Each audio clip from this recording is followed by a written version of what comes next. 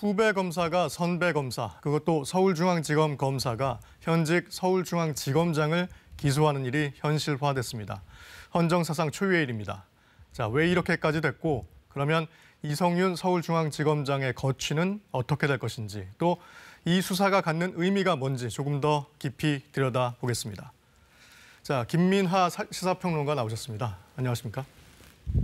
그제죠. 수사심의위원회가 이성윤 서울지검장 기소를 권고했는데 이틀 만에 기소가 됐어요.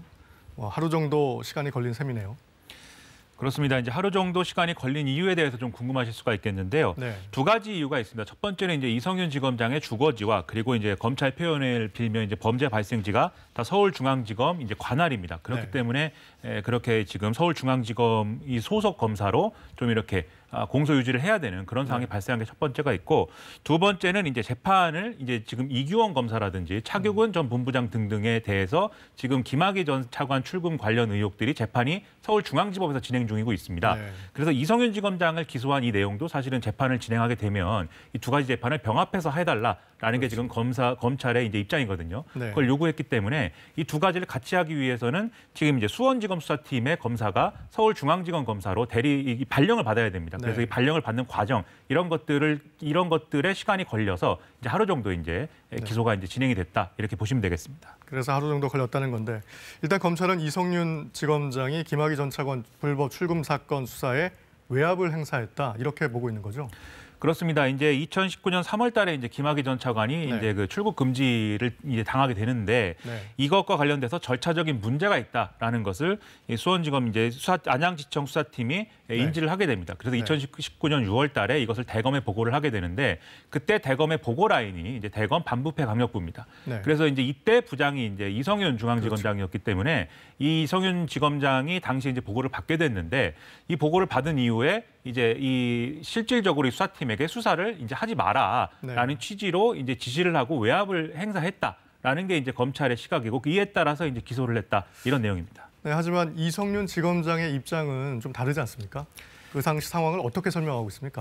일단 이성윤 지검장은 그 당시에 이러한 이제 이 수사가 이제 시작이 될 수 있다라는 것을 이제 문무일 검찰총장에게 보고를 했고, 네. 그리고 이 검찰총장의 지시에 따라서 이 당시 수사팀이 관할하던 이제 수원지검의 안양지청장에게 전화를 걸어서 안양지청 차장에게 전화를 걸어서 네. 이러한 수사의 상황이나 이런 것들을, 그다음에 이 수사를 하겠다라는 보고서의 작성 경위 이런 것들을 물었다는 것이고요. 네. 그러한 내용들에 따라서 그럼 이런 이제 출국 금지 과정에 문제가 있다고 하면 그 출국 금지를 이제 이 내사를 이제 진행한 그 서울 동부지검에 그러면 확인을 해라. 네. 이렇게 수사 지휘를 했다. 이것은 그리고 적법한 수사 지휘다라는 겁니다. 그래서 종합적으로 이제 외압을 행사하거나 그런 상황이 아니고, 이런 전반적인 이제 지시 내용이라든가 이런 것들은 당시에 이제 문무일 검찰총장에게도 보고가 됐기 때문에 이러한 이제 범죄 사실과는 부합하지 않는 내용이다. 즉 아무런 이제 의혹은 사실이 아니다. 이렇게 얘기를 하고 있는 겁니다. 네, 종합해 보면 수사 외압이냐 지휘냐, 이 의혹이 결국 재판으로까지 가게 된 셈인데,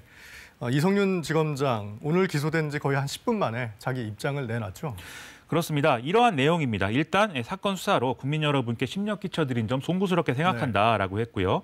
당시에 대검 반부패 강력부장으로서 그러한 수사 외압이라든지 불법 행위를 한 사실은 결코 없다. 이렇게 강조를 했습니다. 네. 또 하나 이제 이런 내용 중에 주목해 볼 만한 게 향후 재판 절차에 성실히 임해서 진실을 밝히고 대검 이제 반부패 강력부의 명예회복을 이루게 하겠다. 이렇게 얘기를 했거든요. 네. 결국 이것은 직을 유지하면서 재판을 통해서 자기의 명예회복을 하겠다. 이런 취지로 지금 받아들여지고 있습니다. 그렇군요. 그러니까 결국은 거취에 대해서는 따로 언급하지 않았다고 봐야겠죠. 그렇죠. 아무래도 이제 서울중앙지검장, 이 서울중앙지검장이라는 자리는 그래도 이제 국내 최대의 이제 그러한 지검의 이제 수장인 것이고, 또 가장 많은 사건과 가장 많은 담당 검사들을 휘하에 두고 있는 그러한 자리이기 때문에 지금 이 수사와 관련돼서 이 검사들의 수사를 자신의 어떤 표적 수사이다 이렇게 주장을 하면서 사실은 명예회복을 주장하고 있는 부분이 있기 때문에 이것이 이제 좀 뭐랄까요, 적절한 처신이냐에 대해서 상당히 많은 문제제기가 나오고 있지만, 그래도 이제 이성윤 지검장 입장에서는 어쨌든 억울한 입장이기 때문에 직을 유지하는 것이 필요하다라는 이 얘기를 하고 있는 겁니다.